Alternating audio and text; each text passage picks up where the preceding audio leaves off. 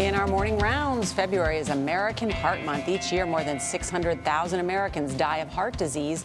That's 1 in every 4 deaths. Heart disease is the leading cause of death for both men and women. A growing number of people are now living with artificial hearts while waiting for a heart transplant. But Ben Tracy shows us how one day a permanent fake heart may beat inside a person's chest and make donations unnecessary. There you go, there you go. Now we're rocking and rolling. You wouldn't think there was anything wrong with Lance White.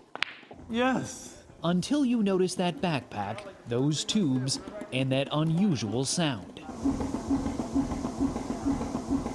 Are you aware of that sound at all at this point, or is that just white noise to you? It's white noise to me. When people tell me about it, I hear it.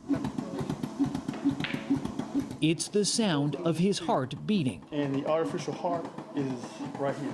Well, not his heart exactly. The one he was born with had to be removed when he had heart failure at age 47.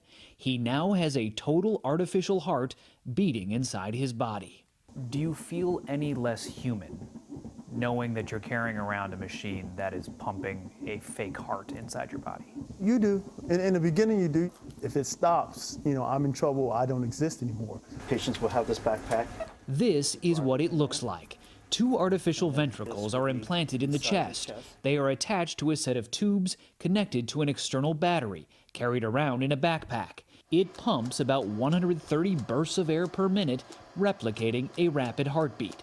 That noise is always there. When you're as young as I am, you're like, okay, I don't want to turn the switch off. I have a lot more life to live, and I have young kids. I want to see them grow up and finish school and have kids. He's one of about 2,000 people worldwide who have ever received a total artificial heart. We put this in place because otherwise death will occur within 24, 48 hours. Dr. Francisco Arabia is a cardiothoracic surgeon at Cedars-Sinai Heart Institute in Los Angeles. He says the problem is a lack of donor hearts. As many as 100,000 people in the U.S. need new hearts, but last year only about 4,000 made the wait list and little more than 2,500 received a transplant. It's a matter of having a higher demand than supply. We use a total artificial heart to give patients the time to be able to wait for the correct donor.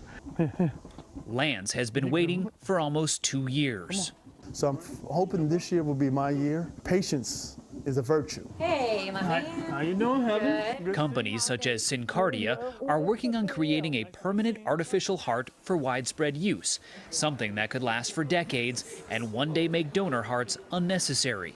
It's no easy task. Our hearts pump about 2,000 gallons of blood every day and service more than 60,000 miles of blood vessels. How much of a game changer would it be to have an artificial heart that would be permanent?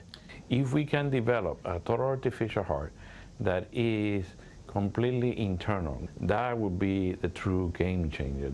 Lance will hopefully get a donor heart soon. He and his wife Lisa want this load off his back. What's the first thing you want to do once he no longer has that backpack attached to him? I want to put a basketball in his hand and take him to the gym. Because he hasn't been able to do that. And that means a lot to him. It does. But Lance has something else on his mind. I think more about wanting to meet the family, if I'm ever allowed to do that, of the person who was able to donate the heart, and thank them, and then let them see, who I am and what they've done for me and my family. That's what I think about. That's what I think about.